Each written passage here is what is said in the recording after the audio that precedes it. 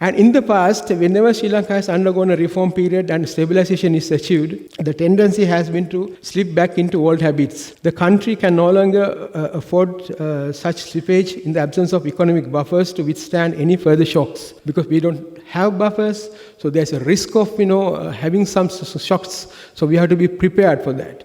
And therefore, it is essential that legislation is put in place that helps lock in the reforms that are being implemented. Because we should not allow, this particular legislation to have the same fate that we had in the Fiscal Management Reform Responsibility Act that was introduced in 2003. That FMRA had these sort of, targets, but those were never binding targets. And there was, at least to me personally, I didn't expect and I didn't observe that there was a serious effort by the government to achieve these targets, right? So this is the sort of new legislation. In fact, we had a lot of consultations on this with the international organizations and other countries, and we try to get the most rather latest sort of legislation to ensure that fiscal management, responsible fiscal management and fiscal discipline is in place in this country if you are to basically achieve these fiscal consolidation targets and also to achieve the fiscal targets that we are talking about.